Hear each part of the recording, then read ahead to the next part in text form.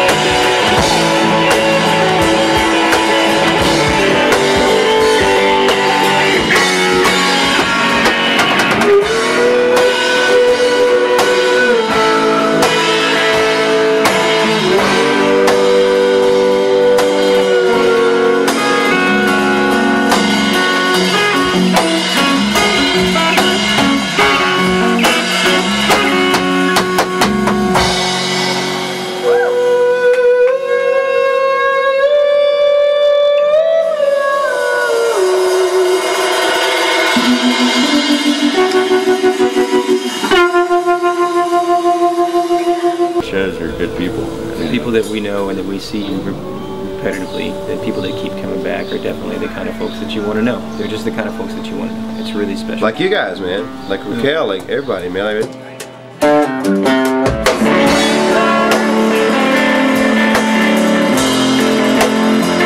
we attract the kind of, like, good fans, you know?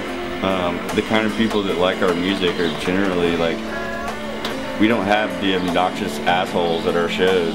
Like, we really don't. We really don't. Like, people generally awesome, by the way, don't break out in fights during our shows. It's usually afterwards. Just some really big drunk guy wants to beat me up for some reason. It always happens without fail. But it's a true story, man. It really does happen. It's only happened a handful of times. 20. But literally, it's just stopping in Tyler to eat food. We didn't have a show there, and we're at this place, Stanley's Barbecue, and we're friends with the owner. The barbecue is awesome, so we just stopped there, and we're on our way to our gig in Nacogdoches, and we get a phone call like, "Hey, we double booked, so your gig's canceled." And we're like, "Well, what are we gonna do?" We were telling. It just happened to be the owner of the venue was there when we were talking, and he's like, "Well, you know, I'd let you guys play, but we closed and like not too long from now." Yeah, they were only open for lunch at that point. Yeah, and he was like, "But I know this guy who could probably book you guys," and he got us a gig. It's our first well, I think maybe we had done a couple other shows in Tyler before, but you know, he got us this gig at this place, and it's really where that started. That we met some really good folks at that show, and that's one of our best venues we play in Texas, man. You know. That's around when all the fight began. Rivers down, built up, liquid curves. Ladies been dancing and they're feeling the urge. I'm just a decoy, you rise to see more action, baby. I'm just a bum on a tree.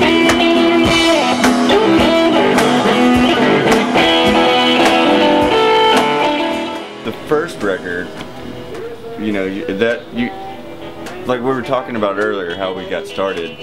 We literally, I mean, we decided, okay, we're going to be a band. We need something to sell.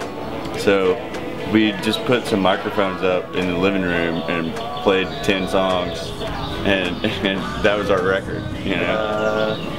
Something like that. More or less, that's how that worked out. It was one afternoon. And we recorded it all in you know, a few hours, and you know, mixed it down, and it was done. We recorded one day, and the next day I mixed it. I had microphones duct taped to the ceiling. That's what I was about to say, SM58 duct tape from the ceiling. Yeah, I mean, moving things around. We made that within 24 hours and made 100 of them. And went to Luckenbach and sold them all. We're like, wow, people really like our stuff. Let's keep going. We've been selling, I mean, we've sold so many of that record, and there's so many people who have been like, I just love that record.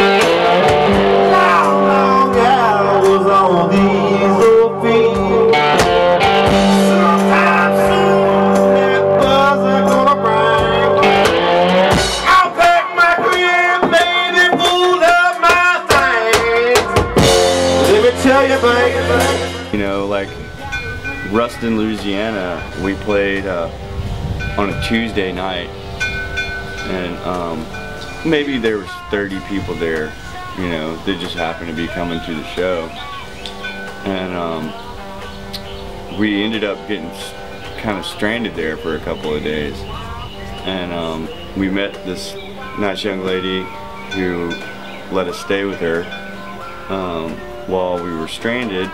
And it happened to be that there's, I don't know, 3 or 4 music venues in town, and the other 2 music venues, the people that booked the music there were there. And they said, well, hey, you know, I hear you're stranded in town, why don't you come play my club tomorrow night? So we did. And the next night we had probably, you know, double, maybe even triple of what we had the first night. 80 people, so they were following us around. And then, you know, and it's a town, I guess, where everybody, it's, you know, word of mouth.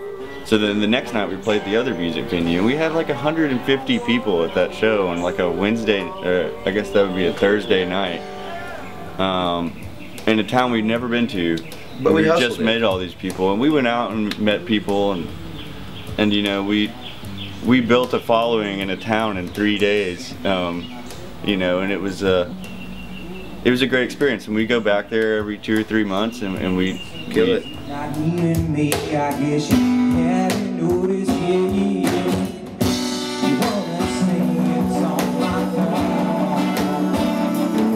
but it's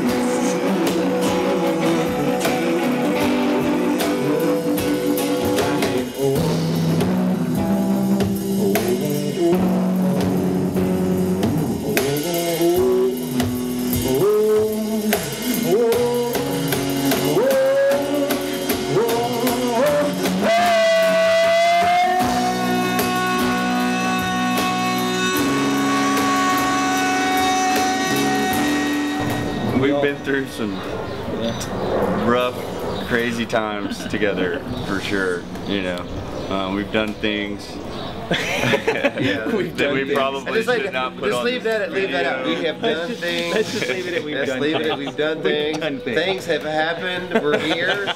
We all got our fingers and our toes. Our teeth. We're good for now. We're good. But those kind of things bring you closer together. Yes. Yes, they do. And it makes you play better together. It really does. Like I'm with these guys so much, like I know what they're thinking. And so when we're on stage and you know, he decides he's gonna do something a little different with the song, like I see it in his face. I'm like, I don't know what you're gonna do But I'm exactly, right behind you. but I know you're gonna do something different and I'm ready for it. I'm ready to for anything, you know, bring it. I'm ready. I got your back, you know. And it's really nice that that doesn't just happen on stage. You know, we kind of talked about a minute ago that musically, it can be a hard process. For us, it wasn't as hard a process. Personally, yeah, we fight. We fucking fight. You know, we scream at each other, and then at the drop of a hat, you know, if something goes wrong and somebody needs our support, one of us needs the other two support or our help, we're right there. And that's something that has never changed. It doesn't matter how upset we get or how fiery we get about whatever. If there's a situation where push comes to shove, like we're not gonna, like, these guys aren't gonna abandon me. I'm not gonna abandon these guys. It's, you know, it's you know, we talk shit about each other, of course. Conflict resolution. We are professionals at conflict resolution, or we should be.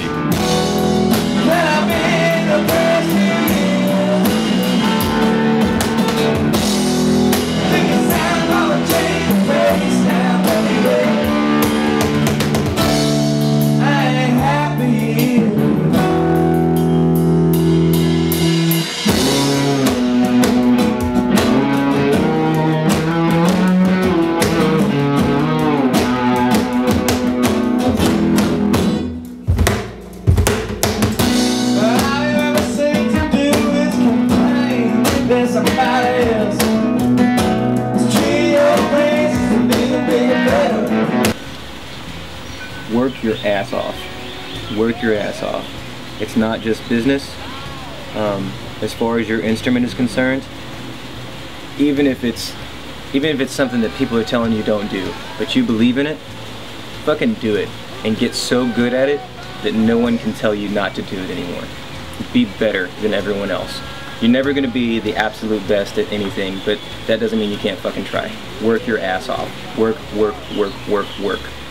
Don't give up, but at the same time, if someone gives you constructive criticism, listen to them.